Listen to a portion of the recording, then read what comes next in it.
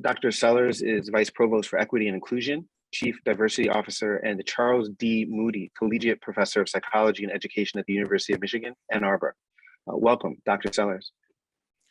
Thank you so much, Anthony. So thank you so much, Tony. I really appreciate it. And thank you, Anthony, as well. I am deeply honored to be here today and to be able to participate with such a distinguished panel and a distinguished program for these next 2 days. And it's also very exciting to sort of get away from some of my administrative responsibilities and to be around such innovative, thoughtful folks. So today I'm gonna start us off with a brief overview of some of the work that we've done with regards to African-American racial identity. And the work that I am going to present today is really not my work, but it's the work of a number of outstanding graduate students, postdocs, collaborators over a long period of time. I'm going to focus less on focusing on data, but really setting us up for our discussion a little bit later in the panel. I think it's gonna, for me, something that I'm very much looking forward to. I want to start off by noting my appreciation of a focus on flourishing. Too often when we think about communities of color in particular, we often start with assumptions of deficit or damage and really overlook the humanity of flourishing that is so prevalent in the experiences of these communities. So the title of my talk is The Role of Race in the Psychological Lives of African Americans. It's important to set the context, and our work has argued that racial identity is a fundamental developmental task for people of African descent who are primarily socialized in America. And that's as a function of the salience of race throughout the history of America. At some point, each individual, and I'm focusing my comments today on African Americans, but I would argue other ethnic groups have had the same question. But each individual has had to come to a personal understanding with regards to what does being Black mean to who they are as individuals. And that answer can be anywhere between everything and nothing, and lots of different places in between. But that question is a fundamental question, we argue in our scholarship and our research. And we argue the resolution of that question is very, very important, but that the resolution happens in a number of different contexts. It is shaped in part by the context in which the individual lives and exists. And that context includes the proximal context, the family context, some of the things that I am sure Debbie will be talking about a little bit later. It is related to a distal context. It's related to societal context, schools context, what's going on politically in the world, the historical moment, what's happening in that particular space, and also the developmental context. It is dependent on where the individual is in both cognitive and social, their cognitive and social development influences the answer to that particular question. And it's important to also note that by definition, then, the answer varies by individual. So there are individual differences in the answer to the question. It also is important to understand that because it's shaped by context, and our contexts are constantly evolving, that it also changes throughout the lifespan. The way in which we answer that question changes across the lifespan. There is some enduring cross-situational consistency and stability in the answer, but across the entire developmental lifespan, you begin to see changes, again, as a function of contextual changes. And it's also important to note that the resolution of this question is important. It is determinative in many ways, in many important aspects, with regards to the way in which African Americans experience their lives. Because the answer to this question often serves as a lens through which the individual experiences race-relevant phenomena throughout their lives. And it's important to note, when I talk about race-relevant phenomena, in many ways, those lenses also impact what they see and determine and experience as being race-relevant as well. So altogether, this resolution of the question of who I am in the context of race is really what we mean when we, in our work, talk about African American racial identity. And in this work, we have defined African American racial identity really as the attitudes and beliefs that individuals hold regarding the significance of race, as well as what it means to be Black in their definition of self. To digest this definition, there's a couple of things that's important. We're interested in what we call the significance question. We're interested in what we call the meaning question. It's also important to note that we are interested in the individual's perspective of how they define who they are, not necessarily some quote unquote objective external layering of criteria that defines who and what Black is, but we're particularly interested in the individuals. And again, as you might glean from this definition, we by definition believe that the answer to these questions are going to differ by individuals. Our work has primarily been through the development of a conceptual framework called the multidimensional model of racial identity. And this model is a model that begins with first the assumption that African Americans are human, and that they have attitudes, beliefs, perspectives that are consistent with any and every other community in the world. But that they also have perspectives, experiences that are unique to African Americans, that are unique to their history and their experience in the world. And that there are also things about being African American that are shared with some, but not all groups, and they vary across who they are. So issues with regards to oppression are shared across many other groups. Issues with regards to being socialized primarily in American society, and those commonalities are things that are related to African Americans. So we come from a normative perspective of African Americans inherently being human. And this is an important point that I like to try to make at the beginning of all of my talks. So when we think of the MMRI, the multidimensional model of racial identity, we've identified 4 different dimensions. 2 of the dimensions focus on the significance question, whereas 2 other of the dimensions focus specifically on the meaning question. So in my talk today, though, I'm really going to focus primarily on racial centrality and racial regard.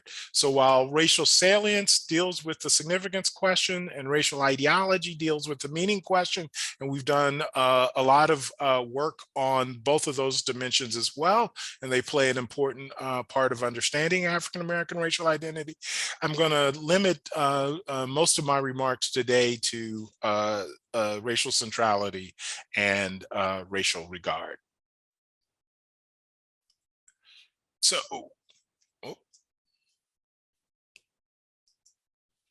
racial centrality.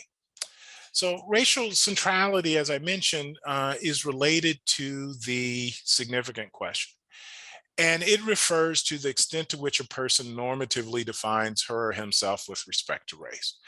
We recognize, again, that African Americans have any number of identities, just as any and every other individual has, and race is one of those. And when we think of centrality, we're thinking about the extent to which that particular, in this case, race, is an identity that is often salient at any given moment in time. It is also the extent to which they see race as an important part of who they are as an individual. On the other hand, racial regard really deals with what we like to consider sort of the good, bad dimension. And it refers to a person's affective and evaluative judgments with regards to his or her race and their membership in that in their particular racial group. And when we talk about racial regard attitudes, we tend to talk about two types of attitudes. One is private regard, and this is similar to racial pride. You might even think of it as a group self-esteem. When we think about private regard, we're talking about the extent to which an individual feels positively or negatively towards Blacks and his or her membership in that particular group. So it's really focused on how I feel about Blacks and being a member of the Black community. On the other hand, public regard, again, looking at the good bad dimension, focuses on the extent to which you think that others hold more positive or negative view towards Blacks. So how do you think that Blacks are seen in the world? How do you think Blacks are treated in the world in general is another way to think about public regard. And the way in which we typically measure it, we think of higher levels of private and public regard to be associated with more positive attitudes. So higher private regard is I feel more positive about my group. Lower public regard is you think other groups have less positive attitudes towards your particular group. So over the last 20 plus years, we have done a number of different studies examining racial identity across a number of different developmental periods. But today, I'm really going to focus on two questions that I think are, and talk about some very briefly, some of the findings that we've found related to two of the questions that have sort of been posed by our symposium. The first is really, how is racial identity related to African Americans, adolescents, well-being outcomes? So what role does these different racial identity attitudes play with respect to determining well-being outcomes, everything from mental health to developmentally relevant well-being outcomes, such as academic performance, or socially relevant outcomes, such as developing friends, etc. And basically, what we have found is that when we look at our racial identity dimensions, they're often related to race-relevant outcomes in ways that make sense. So if you're looking for a direct relationship between racial identity and particular race-relevant outcomes, the data finds that, as you might expect, higher levels of racial centrality are associated with more Blacks in your racial group.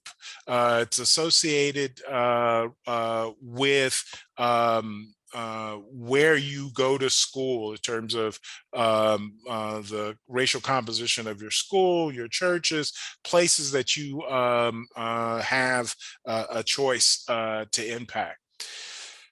On the other hand, when we look at non-race relevant outcomes, we still see that racial identity dimensions are related to non-race relevant outcomes. And they do so, but only when there are situations that make sense. So racial identity is not a panacea for African Americans. So in much of the early work, there is efforts to identify what's a good racial identity, what's a positive racial identity, what racial identities are automatically associated with good outcomes and bad outcomes. The problem with that question is that that question is often value laden in and of itself. What we have found is that when we look at racial identity and various outcomes, they're related in these interesting ways. And one of the ways in which we find is that in general, our measures of significance moderate the impact of what individuals think it means to be Black in terms of their relationship to different non-race relevant outcomes. So one of the outcomes that people have long looked at in the context of racial identity has been in the terms of racial self-esteem. And one of the early studies that we found was that when you look at private regard, or the extent to which you feel positive or negative towards your own group, that its relationship to how you feel about yourself is not as straightforward as you might expect. We find an interaction between how you feel about your group and how you feel about yourself with racial centrality. So for those individuals for whom race is not a central characteristic, in other words, it's one of many different aspects of one's identity that may or may not be particularly dominant in how they define themselves, we find no significant relationship between personal self-esteem and private regard. On the other hand, when race is a central characteristic for those individuals who define themselves, their identity in terms of race, the more positive they feel about their race and their membership in their race, the more positive they feel about themselves.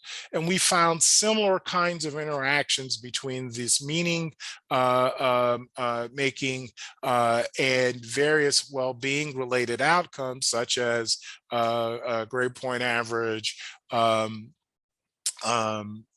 well as well-being, other measures of well-being. We found these relationships as being situations where, again, centrality moderates that question of what it means. The next questions that we're going to be addressing in today and tomorrow, and really much of this question I think will be taken up tomorrow, is how is racial identity related to racial discrimination and its impact on African-American adolescents' well-being outcomes. So our work, just as many others, have found and consistently found is that experiencing racial discrimination is associated with negative outcomes across the developmental lifespan. And what we've tried to do in our work and what we have found is that there are certain racial identity attitudes, though, that serve as a risk factor for experiencing racial discrimination. While this may be surprising or possibly even controversial, we find that individuals with certain racial identity attitudes, that they report experiencing more racial discrimination than other individuals experiencing different types of attitudes. So it fits within that larger risk and resilient model, with racial discrimination being a risk factor, but even racial identity serving as a potential risk factor for experiencing racial discrimination. We've also found, though, that those same racial identity attitudes can be protective against the negative impact of experiencing racial discrimination. So while we found consistently racial discrimination is associated with poorer well-being, and certain racial identity attitudes are associated with experiencing more racial discrimination, we've also found that those same racial identity attitudes can be protective against and reducing or attenuating the association between experiencing discrimination and well-being. And let me try to illustrate this from a couple of studies that we've done in the past. So this study is a study with adolescents, where we were looking at prospectively adolescents' experiences of racial hassles on an annual basis, looking at centrality, private regard, and public regard as our racial identity factors associated with it. So we find no relationship between centrality and private regard, but we do see that those individuals who believe that other groups hold less positive attitudes towards African Americans report experiencing more racial hassles. Not particularly surprising, but I want to come back to this. And part of this is often framed in the context of an appraisal issue.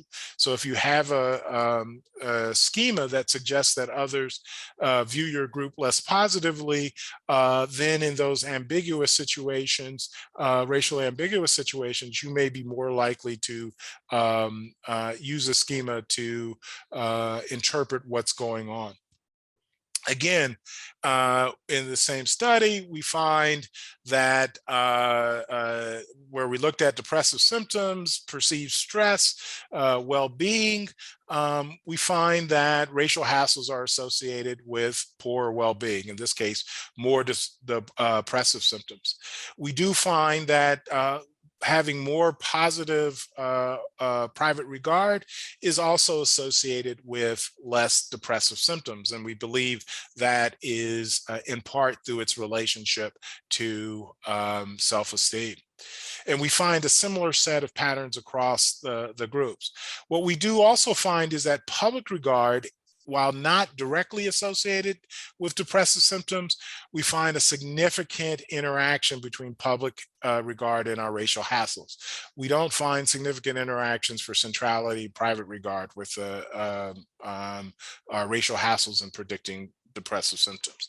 And the nature of that relationship is this, such that individuals who are high in private regard, or who think other groups hold more positive attitudes towards African Americans, we see the positive impact of discrimination and experiencing depressive symptoms. So those who report experiencing more discrimination also report more depressive symptoms. However, For those who think that other groups hold less positive attitudes, we see a significant buffering effect, that the impact or the association between depressive symptoms on discrimination on depressive symptoms is attenuated if you believe other groups hold less positive attitudes towards African Americans. In other words, you have a schema for which to interpret the experiences of discrimination that doesn't implicate self, whereas those who may be high in public regard lack that particular schema, or the schema looks different. And just to jump through another study to take this study to the next level, we actually wanted to experimentally manipulate our cues in the world and really look at that attribution question as it's related to public regard and outcomes. And so in this case, we experimentally manipulated 3 conditions, one that, and all 3 conditions had the same unfair treatment. One condition was one in which there were no race cues. A second condition was a condition where there were, we call this our ambiguous race cues. So there were cues that suggested that race may be at play, but also cues that suggested that race wasn't. And then we had our third condition in which the participants were exposed to blatant race cues. And what you see here is that the manipulation actually worked, in the sense that individuals reported race as being the cause of the unfair treatment in ways that are consistent with what we were hoping in our manipulation. Then we looked at the attribution with regards to race by our public regard. And again, in the no race cues situation, we found no differences. In the ambiguous situation, we found that those who are low in public regard were more likely to attribute the situation as being race related than those who are higher. Interestingly, we found even in the high race or the blatant race cue situation that individual difference in public regard did come about. We do find that for the high public regard individuals in the blatant situation, they reported higher levels of attributions towards race than they did in the than those same high public regard individuals in the ambiguous race condition. So that difference is also significant.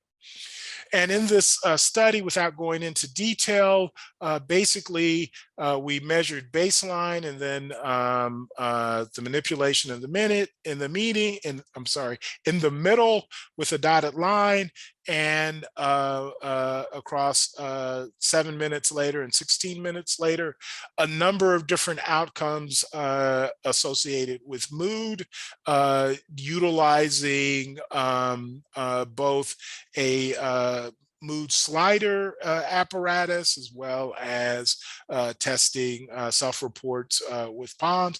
We've later done, I should say my colleague has done, Laurie Hoggard has done some work that replicates these findings, looking at physiological heart outcomes. And what you see is in the no race cues, in all 3 conditions, individuals were submitted to the same unfair treatment. But in the no race cue situation, we find no real differences in upset. But in the ambiguous and the blatant race cue, which aren't significantly different from each other, we find that they are more upset with the same race treatment situation. And the individuals who are attributing the situation to be race related are driving this effect. And they don't get back to baseline in the case of the blatant race cues, even 16 minutes later. And just to give you a quick look at what this interaction looks like at 7 minutes, and looks the same way at 6 minutes, we find no differences in terms of public regard in the no race situation. But in the ambiguous race situation, so we find that those individuals who are low in public regard, they report being more upset than those individuals who are in high public regard. And that difference is all driven by, or is explained by, attributions of whether this was a race-related event or not a race-related event. But what is also interesting is in the blatant race cues event, where individuals experienced the racial discrimination, we find that high public regard actually buffers the experiences of upset when both sets of individuals report experiencing discrimination. So this brings me to my take-home message.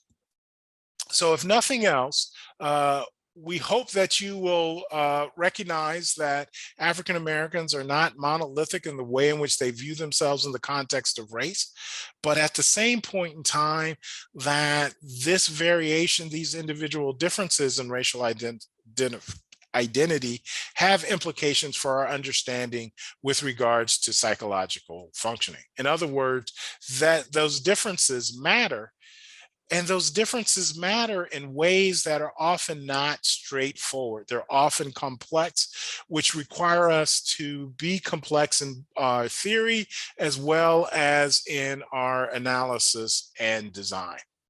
So with that, I want to hopefully leave a little time for a question before we get to the discussion, and thank you for the opportunity to participate.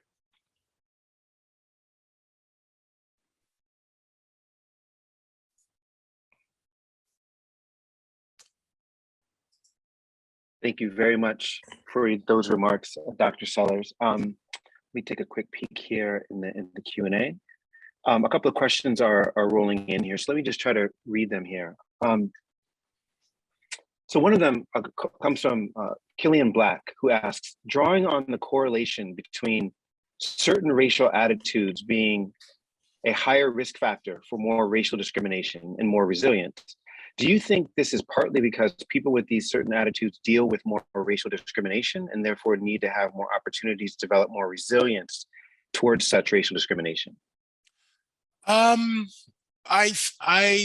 So I believe, just as we think about other stressful situations that individuals experience, when that your experience of racial discrimination is a function of the cues that are in the environment, that we all as individuals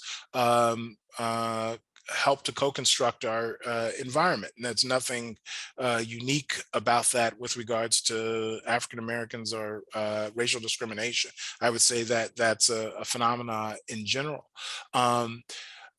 But I think what's interesting and exciting is that it's not only a construction, so I don't want it ever to come out that, oh, it's all in the African American's head, because there's some interesting work suggesting too that whites treat African Americans with different racial identities in ways that are different. And oftentimes at the level below consciousness. And so part of that experiencing is, as the data we suggest, is a function of attribution, but I also believe part of that is also differences in the way in which individuals are treated in the context of how they wear and manifest their identities. So I hope I addressed the question. So what I heard in the question, which probably wasn't meant to be, but I want to be very careful that it's not that I think that certain racial identities need to have certain protections or interventions in play. It's just that they're going to experience the world very differently. And to me, I would rather intervene on the context than necessarily the individual's identity. But this has great implications for racial socialization and how we talk to our children about the meaning of race. And I know that Debbie is going in that direction. So here's a handoff to Debbie. We will definitely take that handoff. Thank you so much again for your remarks.